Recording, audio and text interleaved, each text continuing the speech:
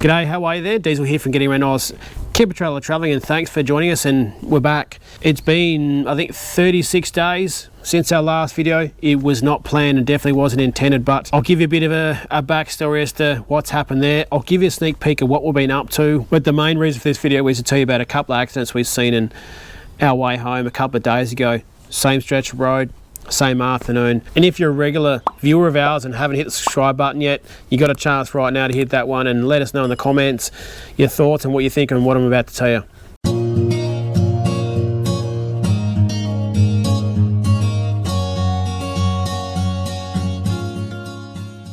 All right, so let's just get into it. I guess I'll start with apologies. Well, this wasn't planned. Well, this video wasn't planned, but it also wasn't planned to disappear for, what is it, the last 36 days, I think, since we last had a video. I definitely didn't see it happening that way, so I do want to apologise. The reality is, I just didn't have the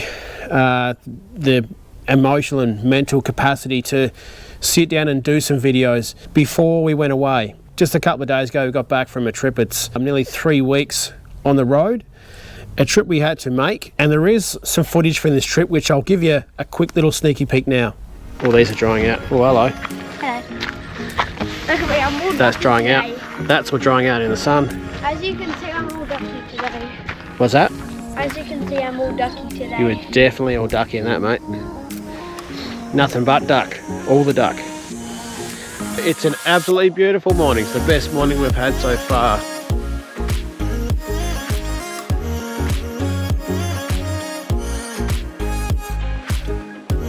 Tried to jump start it with the King's jump starter that I've got. It's a lithium jump starter. Couldn't wake it up. They're not sure what we're going to do at this point, so I just need some time to sit on this one and just trying to think through all the scenarios here. And midnight. It was actually quite a bit warm, so I had to open up some of the windows and get the fly screens set up because it was too warm. Then at 3:20, massive storm blew up. So I was running out in the rain, in the wind, trying to get everything packed up. Got everything heavy. Hey, she. you want to get through it? Even though you hear the hissing sound, wait for it. Keep going.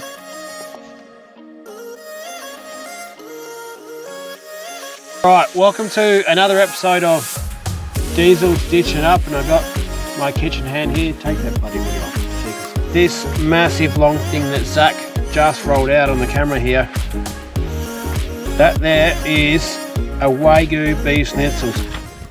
So you want to put that salty side facing down. Okay. So you're going to have to kind of drop it on there. No, not with a plate. You're going to have to grab it with your hand. Oh. Or you want me to do it? No, I got it. Alright, nice and easy, but you need to place it in the middle there somewhere. Okay. Without burning yourself. Can you hold the plate? Yep. There we go. Nice and easy. Got one go at this. One go. Oh yeah, because otherwise we'll have to re-season it. Flip it over. No, nice and easy.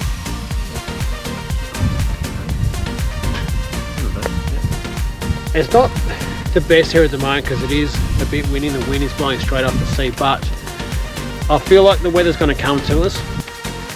That was a wild night. So when we finished up with you, serving ourselves up dinner, and just as I did that little taste test there, it started raining, so I had to pack everything up real quick. Put him on the plate. Suddenly looks like something you want to eat, right?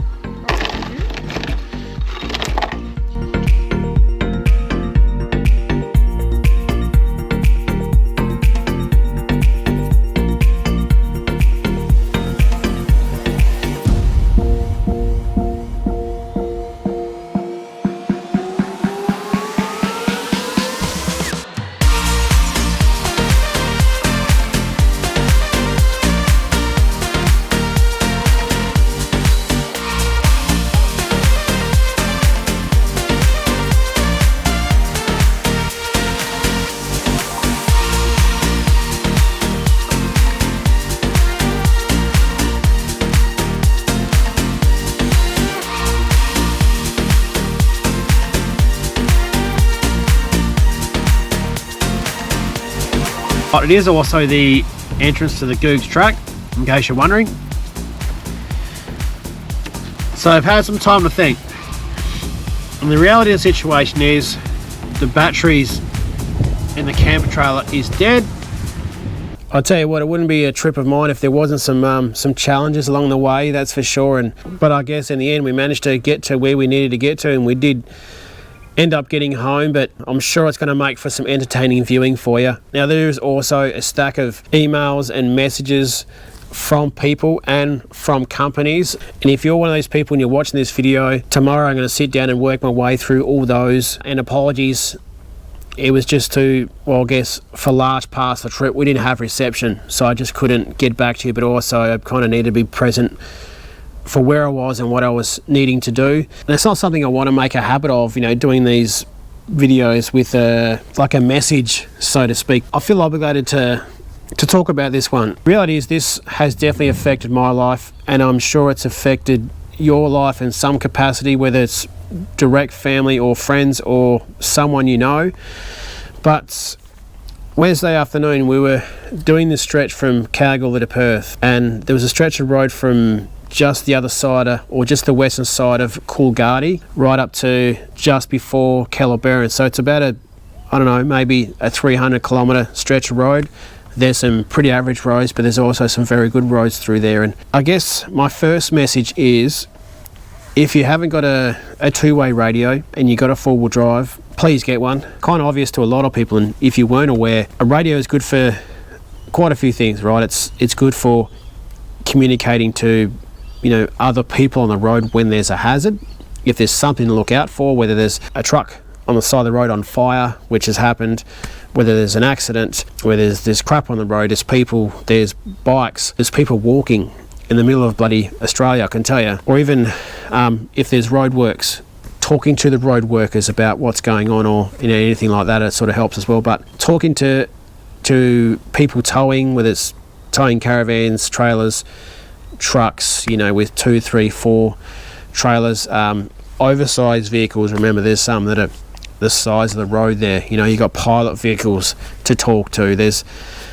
communication is key in so many things in life, but when you're talking about vehicles, big heavy things that can kill people, being able to talk to one another, to work through, you know, certain situations is absolutely bloody helpful, I can tell you. But what isn't helpful is when people don't have their bloody radios on, when trucks don't have their radios on, their daydream or whatever it is. And if, you know, you've been a truckie or, you know, spent time on the ride, you know there's spuds out there. That's just going to happen. So first one was, we left Coolgardie, which is, I don't know, maybe 400 or 500 k, something like that, from Perth on the, I think that's the southeastern freeway. So it's the road from Kalgoorlie to Perth. It's a fairly busy road. There's a lot of trucks, there's a lot of traffic, there's a lot of mining vehicles, there's a lot of roadworks as well going on out there. Every time I've been out there, it's a fairly active road. What was it? I think it was around 12:30, something like that. And as we're approaching on my side of the road there was a pretty flat road, slight incline. It was one where the roads are really flat.